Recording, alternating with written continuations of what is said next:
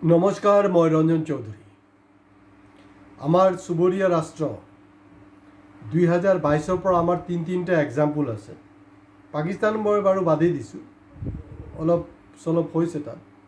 2022 শ্ৰীলংকা, 2024 বাংলাদেশ আৰু 2025 একেবাৰে তাজা আৰু খবৰ গৰম এয়া হ'লগৈ নেপালত ছাত্ৰ, যুৱক, কৃষক কেনেকৈ জাঙুৰ খাই উঠিছে তাৰ পৰা নিশ্চয়ই আমি অলপ জানিব লগা আছে, আমি শিকিব লগাও আছে। মই গোটেই ভাৰতবৰ্ষৰ পৰিপ্ৰেক্ষিতত ক'ব খোজা নাই, কাৰণ সেইটো এটা বেলেগ কণ্টেক্সট হৈ যাব, কাৰণ আমাৰ অসমৰ মানুহে অসমৰ কণ্টেক্সটোৱে ভালকৈ বুজি পায়। তো গতিকে নেশ্যনেল কণ্টেক্সট মই সেইটো ক'ব পাৰোঁ, কিন্তু মই জানো সেই নেশ্যনেল কণ্টেক্সটো আপোনালোকে ভাল নাপায়। সেইকাৰণে মই অসমৰ লগত কি সম্পৰ্কটো কি আছে তাকে মই আপোনালোকক ক'ব বিচাৰিছোঁ। দীঘলীয়া ভিডিঅ' নহয়, চুটি ভিডিঅ', গতিকে শেষলৈকে আপোনালোকে শুনিব, শ্বেয়াৰ কৰিবলৈ নাপাহৰিব। হয়, ছাবস্ক্ৰিপশ্যনটো খুব জৰুৰী হয়, ছাবস্ক্ৰাইব আপোনালোকে কৰিব, কাৰণ এইটো হ'লগৈ মোৰ কাৰণে বহুত ডাঙৰ ছাপোৰ্ট। মই যে কথা পাতি আছোঁ ইউটিউবত, একচুৱেলি মই ইউটিউবত কেতিয়াও কথা পতা নাই। যোৱা বছৰ 2024-ত ষ্টাৰ্ট কৰিছোঁ। মোৰ যিবিলাক শুভাকাংক্ষী, মোৰ যিবিলাক পঢ়ুৱৈ আছে, তেওঁলোকে কিন্তু যোৱা 5-6 বছৰ ধৰি মোক কৈ আছিলে যে ছাৰ আপুনি ইউটিউবত কথা পাতক। আৰু আপোনালোকে জানে মোৰ কথা বতৰাটো আপোনালোকে গম পাইছে যে মোৰ কিন্তু কথা বতৰাবিলাক এণ্টি ইষ্টাব্লিছমেণ্ট থাকে। হয়, সেইটো মই ক্লিয়াৰ কৰি দিব খুজিছোঁ। মই কিন্তু অখিল গগৈ নহয়, এনেই চালে বেৰে কোবাই নাথাকোঁ, এনেই ইনকলাব জিন্দাবাদ নকৰোঁ। এতিয়া 26-ত যদি কংগ্ৰেছ আহে, আপোনালোকে ভাবিছে নেকি যে মই কংগ্ৰেছক উদাই এৰিম? ন, যাৰ যোনটো ভুল আছে মই সেইটো কমেই, চিধা চিধি কথা, বেলেগ আৰু কোনো ষ্টৰি নাই। কাৰণ মোৰ প্ৰবন্ধ অলমষ্ট বন্ধ হৈ গৈছে। মোৰ প্ৰবন্ধ য'ত বছৰটোত লিড আৰ্টিকেল 10টাৰ পৰা 12টা আৰ্টিকেল আহিছিলে, এতিয়া বছৰটোত এটা আৰ্টিকেল ওলাই নেকি সেইটো লৈ সন্দেহ, নোলায় তেনেকুৱাকৈ, ৰেষ্ট্ৰিকশ্যন আহি গৈছে। তো গতিকে মই বাধ্য হৈ সেইবিলাক ক'ব লগা বাধ্য হৈছোঁ, কাৰণ মোৰ যিবিলাক শুভাকাংক্ষী আছে তেওঁলোকে এটা কথাই কৈ আছিলে যে আপোনাৰ ৰাইট আপবিলাক যে বন্ধ হৈছে বা বেয়াকৈ এডিট হৈ আছে, এইটোত কি হৈছে, সমাজত এটা বেলেগ বাৰ্তা গৈ আছে যে হয়তো আপুনি চৰকাৰৰ লগত পেকেট চেকেট লৈ ছেটিং হৈ বহি আছে, কিন্তু আপুনি যে এটা প্ৰতিবাদী সত্তা আৰু আপুনি যে সদায় কথাবিলাক কৈ থাকে স্পষ্টকৈ, সেইটো তাৰ এটা ৰিফ্লেকশ্যন এটলিষ্ট ইউটিউবত আহিব। সেইটো কাৰণে কিন্তু মই কিন্তু সুখত নহয় দেই, মই দুখতেই ইউটিউবত কথা পাতিব লগা হৈছে। নহ'লে হয়তো আপোনালোকেও ভাবিব যে মই ছেটিং হৈ গৈছোঁ। আৰু সেইটোৰো গেৰেণ্টি দিছোঁ মই, 26-ত খুদা নাখাস্তা যদি কংগ্ৰেছ আহে, আপোনালোকে নাভাবিব যে মই বহি দিম বুলি। মই বহাৰ পাত্ৰ নহয়, মই মোৰ আৱাজ যি আছে এইটো মই উঠাই থাকিম। এতিয়া নেপালৰ পৰা মই ভাৰতবৰ্ষৰ হেৰিটো বাদেই দিছোঁ। এতিয়া চাওক, 2014-ৰ পৰা 19, মানে 2014-ত যি সপোন দেখুওৱা হৈছিলে, যি কমিটমেণ্ট আছিলে, ফ্লপ মাৰিছে নে নাই মোদী চৰকাৰে? কওক। আমাক 80 কোটি মানুহক আপোনাৰ ভিক দিবলৈ আমি এইটো কমিটমেণ্ট নাছিলে। কমিটমেণ্ট আছিলে ভাল দিনৰ, আচ্ছে দিনৰ। সেইটো হৈছে নে নাই? ব্লেক মানি আহিছে নে নাই? 2 কোটি আপোনাৰ নিবনুৱা চাকৰি হৈছে নে নাই? 15 লাখ টকা একাউণ্টত আহিছে নে নাই? সেইবিলাক আছিলে কমিটমেণ্ট। অৰ্থাৎ 2014-ৰ পৰা 2019 যে কমিটমেণ্ট আছিলে, চব কমিটমেণ্ট ফ্লপ হৈছে। 2019-ৰ পৰা 2024, অৰ্থাৎ এই যে মোদী গেৰেণ্টি, গোটেই এটা ফুল পেজ এড দি আছিলে, মোদী গেৰেণ্টি ফুলফিল হ'লনে? নাই হোৱা। এতিয়া তেওঁলোকে ক'ব নাই, এতিয়াতো এলায়েন্সত আছে বুলি। এলায়েন্সত নহয়, যেতিয়া আপোনালোকৰ হাতত এবছলিউট মেজৰিটি আছিলে তেতিয়াও আপোনালোকে একোডাল কৰা নাই। সদায় আপোনালোকে আদানী আৰু আম্বানী কেনেকৈ ইহঁতৰ সম্পত্তি বৃদ্ধি হ'ব সেইটোৰ কাৰণে কাম কৰি আছিলে। এতিয়া নেপালৰ জেংটো ক'ত লাগিলে? নেপালৰ জেংটো লাগিলে হ'লগৈ যে তাত ছ'চিয়েল মিডিয়া, মই যোনটো প্লেটফৰ্ম ইউটিউব ইউজ কৰি আছোঁ, আপোনালোকৰ ওচৰলৈ যাব পাৰিছোঁ। আপোনালোকে বিভিন্ন সময়ত কমেণ্ট দিছে, মোক দ্বিধা পৰামৰ্শ দি আছে কেনেকৈ কি কৰা উচিত অনুচিত বুলি। সেই গোটেই ব্যৱস্থাটোক তেওঁলোকে ব্লক কৰি দিছিলে, নেপালৰ যি শাসনত আছিলে তেওঁলোকে। অৰিজিনেলি কি আছিলে? অৰিজিনেল কথাটো হ'ল যে নেপালৰ ছুপ্ৰিম কোৰ্টৰ এটা ৰায় আছিলে। ৰায়ত বস্তুটো এনেকুৱা আছিলে, খুব চিম্প্লিফাই আছিলে যে ছ'চিয়েল মিডিয়াত ৰেষ্ট্ৰিকশ্যন আনিব লাগিব। ৰেষ্ট্ৰিকশ্যন মানে একাউণ্টেবিলিটি, সেইটো ছুপ্ৰিম কোৰ্টৰ ৰায়টো ঠিকে আছে, কিন্তু ছুপ্ৰিম কোৰ্টৰ যি ৰায়, ছুপ্ৰিম কোৰ্টৰ নেপালৰ ৰায়টোক নেপাল চৰকাৰে মানে আপোনাৰ তছনছ কৰি পেলালে, তেওঁলোকে যোনটো আচল ৰূপ এইটো ধাৰণ কৰিলে। আৰু যোৱা সময়ছোৱাত আমি 11 বছৰ দেখি আছোঁ ইণ্ডিয়াতো কিন্তু একেই। হয়তো আপোনালোকে ক'ব পাৰে মইতো ইউটিউবত কথা পাতি আছোঁ, হয় আপুনিও ফেচবুকত কিবা দি আছে, কিন্তু অলপ যদি কাঢ়াকৈ দিওঁ, ড'জটো অলপ কাঢ়াকৈ দি দিওঁ, তেতিয়াহ'লে কিন্তু মই জেলত থাকিব লাগিব বা মোৰ ওপৰত বহুত ধৰণৰ কেছ জাপি দিয়া হ'ব, UAPA লগাই দিয়া হ'ব। UAPA বুলি কওঁতে মই যোৱাকালি এপিছডতো কৈছোঁ, অসমৰ জীয়াৰী দেৱাংগনা কলিতা, তাইৰ ওপৰত UAPA লগোৱা আছে। তাইৰ এইখন কিন্তু এতিয়ালৈকে মানে ক্লিয়াৰেঞ্চ পোৱা নাই। ওমৰ খালিদ, আপোনালোকে ক'ব পাৰে সেইটো মিয়া হয়, মিয়া নহয়, এইটো মুছলমান হয়, কিন্তু আমাৰ যে দেৱাংগনা কলিতা, তাই পিয়'ৰ হিন্দু অসমীয়া ছোৱালী, তাইৰ ওপৰতো একে অৱস্থা হয়। তাইৰ ট্ৰায়েল হৈছে, ইণ্টাৰিম ৰিলিফত আছে, কিন্তু ওমৰ খালিদ যোৱা 5টা বছৰ তেওঁ ট্ৰায়েলে লোৱা হোৱা নাই। চব কি ধৰণৰ আমাৰ অৱস্থা ইয়াত শ্ৰীলংকা বা নেপালতকৈ কম নহয়, বাংলাদেশতকৈ কম নহয়, পূৰা লগাই আছে।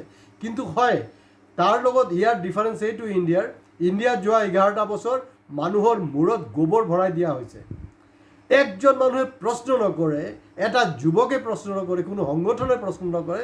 2020ত আপোনালোকে চাইনিজ প্ৰডাক্ট বয়কট বুলি কৈছিলে, টিকটক বন্ধ কৰি দিলে, টিকটকৰ যোগেদি কিমান আমি মানে মনোৰঞ্জন লৈ আছিলোঁ। এতিয়া প্ৰব্লেম নাই, এতিয়া চাইনিজ প্ৰডাক্টটো বিক্ৰী হ'ব, টিকটকৰ চাব কেইদিনৰ ভিতৰত চালু হৈ যাব। এই যে টাৰ্ণবিলাক লয়, এইটো লৈ কিন্তু আমাৰ কোনো ধৰণৰ হেৰি নাই। আৰু আপোনালোকে যদি ভাবে যে না বিৰোধীয়ে ভূমিকা পালন, কি ঘণ্টা ভূমিকা পালন কৰিব লাগিব, কি ঘণ্টা ভূমিকা পালন কৰিব, কেইখন পেপাৰত তেওঁলোক বিৰোধীৰ কথা দিয়ে, কেইখন TV চেনেলত তেওঁলোক কথা। অৰ্ণৱ গোস্বামী যি খুচি তাকেই ক'ব, সি 24 ঘণ্টাৰ ভিতৰত ৰেহাই পাই যাব সুপ্ৰিম কোৰ্টৰ পৰা। গলি মাৰু চালকো অনুৰাগ ঠাকুৰ ৰেহাই পাই যাব, কিন্তু আমি চামে ফচি থাকিম। এইটোতো হ'ব নোৱাৰে। পৰিস্থিতি একেই। কেলে আমাৰ ইয়াত আপোনালোকে পাহৰিছে, যেতিয়া আপোনাৰ কাশ্মীৰত ইণ্টাৰনেট বন্ধ কৰিছিলে নহয়, আমি কিন্তু খুব এটা বেয়া পোৱা নাছিলোঁ। এই কাশ্মীৰত হৈছে, কিন্তু সেই কোবটো যে আপোনাৰ ওপৰত পৰিব আপোনালোকে ভবা নাছিলে। 2019ৰ মিডিলত তাত হৈছিলে ঘটনাটো, আৰু আমাৰ ইয়াত 2019ৰ শেষৰ ফালে যেতিয়া কা আন্দোলনৰ সময়ছোৱাত, তো বিভিন্ন সময়তো আমাৰ ইয়াতো ইণ্টাৰনেট বন্ধ কৰিছে। আৰু ADR এক্সাম কিবা কিবি লৈ তেওঁলোকে ধুমধাম আপোনাৰ ইণ্টাৰনেট বন্ধ কৰি থয়, সেইটো লৈ কোনো ধৰণৰ প্ৰতিবাদ নাই। আৰু তাত নেপালত যোনটো ঘটনা সৃষ্টি হৈছে, তাত যে এটা পলিটিকেল চেঞ্জৰ এটা চিটুৱেশ্যন ক্ৰিয়েট হৈছে, তাত কিন্তু একজন ইউটিউবাৰৰো বহুত ডাঙৰ এটা ভূমিকা আছিলে। আৰু মই তেওঁৰ ওচৰত একোৱেই নহয়, মই মানে কোনোবাই শাসনৰ গদি এৰি যাওক সেইটো মই বিচৰা নাই, কিন্তু মই সজাগ কৰিব বিচাৰিছোঁ, সচেতন কৰিব বিচাৰিছোঁ। কাৰণ মই বাৰেপতি কৈ আছোঁ, with due respect to my intellectual people, তেওঁলোকক নালাগে, তেওঁলোকতো ইতিমধ্যে বহুত জ্ঞানী হয় তেওঁলোক, আৰু সেই জ্ঞানীবিলাকতো কেতিয়াবা হেৰিও কৰে, আপোনাৰ বুদ্ধিভ্ৰষ্ট হয়, বুদ্ধিজীৱী বুদ্ধিভ্ৰষ্ট হৈছে। মই ইয়াৰ আগতে কৈ আছোঁ, সাধাৰণ যুৱক যুৱতী নিবনুৱা তেওঁলোকে আমাৰ চেনেল ছাবস্ক্ৰাইব কৰিবলৈ কৈ আছোঁ, কাৰণ আমি খাৰাং এই মুহূৰ্তত অসমৰ কোনো চেনেলে কি এই বিষয়টো লৈ গুৰুত্ব দিছেনে? ক'ৰবাত টক শ্ব' হৈছেনে? বেছি দূৰ নহয়তো, নেপাল আমাৰ পৰা বেছি দূৰ নহয়। গতিকে বিশেষকৈ অসমীয়াই এই যিটো সময়ত আপোনাৰ এই নাগৰিকত্বৰ এই এক্সটেনশ্যন 10 বছৰৰ এক্সটেনশ্যনৰ বিৰুদ্ধে আন্দোলন, জনজাতিকৰণৰ লৈ আন্দোলনৰ যি কথাটো আহিছে, তেওঁলোকে নেপালীৰ পৰা শিকিবলৈ আছে, তেওঁলোকে শ্ৰীলংকাৰ পৰা শিকিবলৈ আছে, তেওঁলোকে বাংলাদেশৰ পৰা শিকিবলৈ আছে। আপোনালোকে খুব বাংলাদেশী কৈ থাকে নহয়, বাংলাদেশী ল'ৰা ছোৱালীৰ পৰা শিকিব লগা আছে।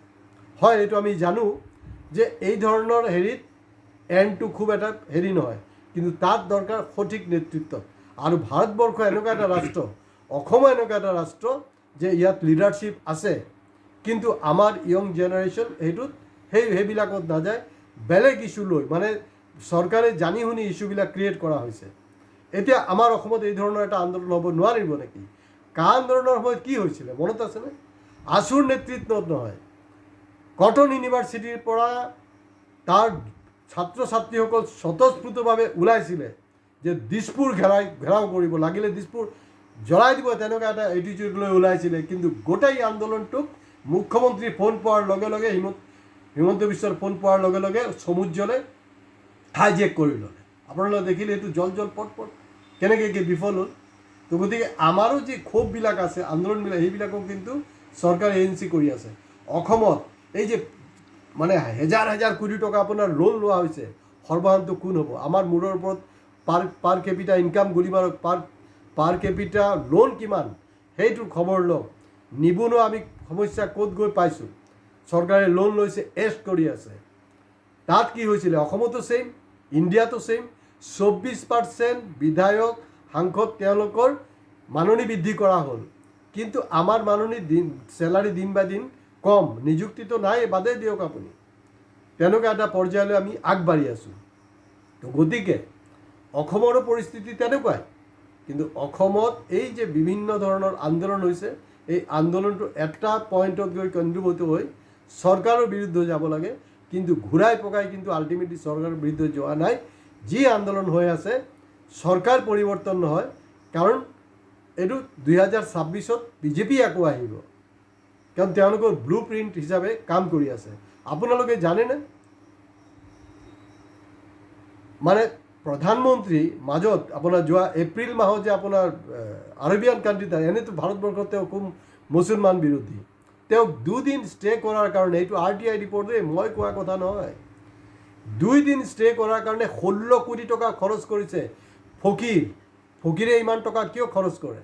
সেইটো হ'লগৈ কুৱেশ্যন। সেই যে আমাৰ অৰ্ণৱ গোস্বামী কৈ নাথাকে জানো, ইণ্ডিয়া ৱান্টছ টু ন', ইণ্ডিয়া ৱান্টছ টু নহয়, আছাম ৱান্টছ টু ন'।